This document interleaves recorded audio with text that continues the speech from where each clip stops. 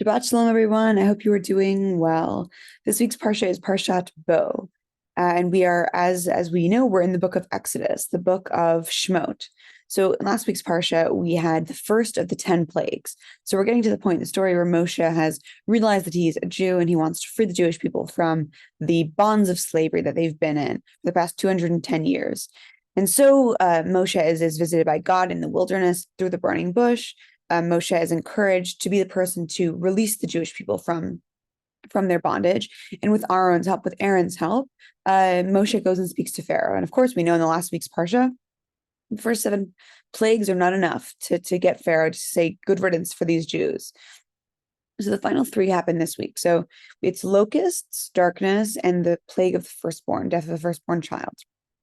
So again, these 3, we've already reached the point where intellectually Pharaoh would have let the people go. These are such intense plagues. But because Pharaoh went so many times, so many plagues without letting the Jewish people through, as we mentioned last week, God hardens Pharaoh's heart for him.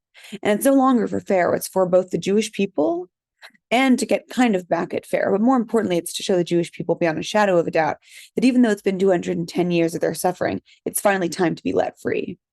And so that's the reason for the 3 more plagues and how extreme it's gotten. So we know that for the plague of the firstborn, the Jewish people had to protect their homes, and so they were told to mark their doorposts with the blood of a lamb, so that their homes would not be entered by the angel of death.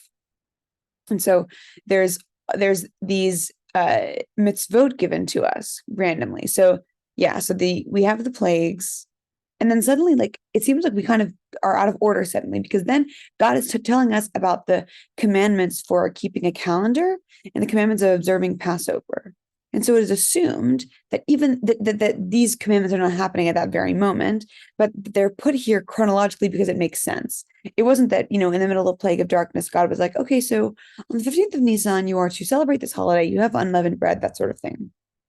So more importantly, at this part, I think it's more interesting, even though it is valuable to tell the story of Passover, I think it's more interesting, the mitzvah of keeping a calendar.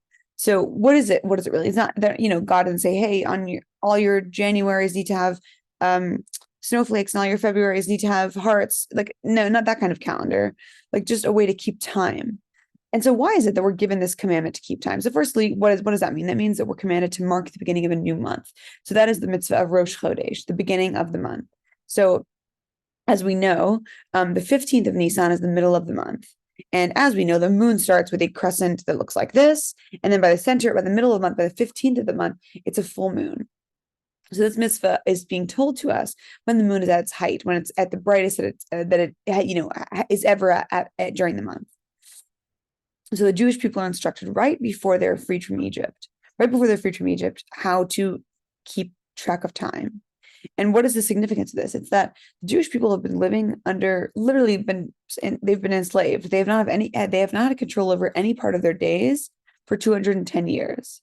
So the first thing I imagine that one would do if they're, suddenly free and allowed to do the things that they want to do is to make their own schedule or maybe do nothing.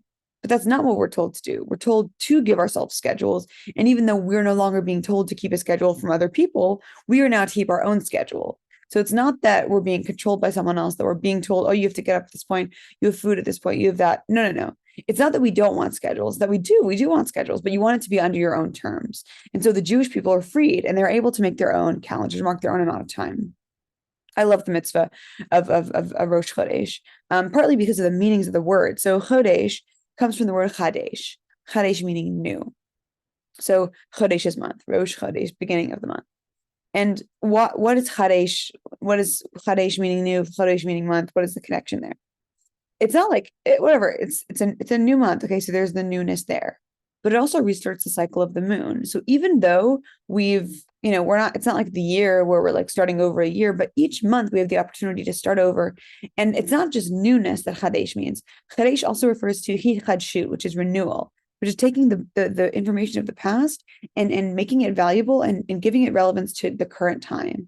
And that's what I find so beautiful and special about the mitzvah of Rosh Chodesh, is that it reminds us that each month is its own opportunity to do something new and special and to renew ourselves and to begin as if it is new, as if nothing has happened before, and we're starting over again, in the same way that we all like to start with New Year's resolutions on January 1st, or plans after Rosh Hashanah to be a kinder person, whatever it is.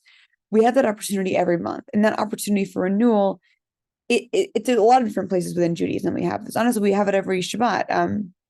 When Shabbat ends, between Shabbat and the following week, we have the Havdalah ceremony. It's also about renewal. We have so many opportunities to restart and redo, and it's just proof that you never need an excuse to begin. There's always something that's going to encourage you to begin a new cycle of something, and the months are a really beautiful way to do that.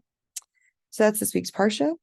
I wish you well, and I hope that God willing, I'll see you all next week.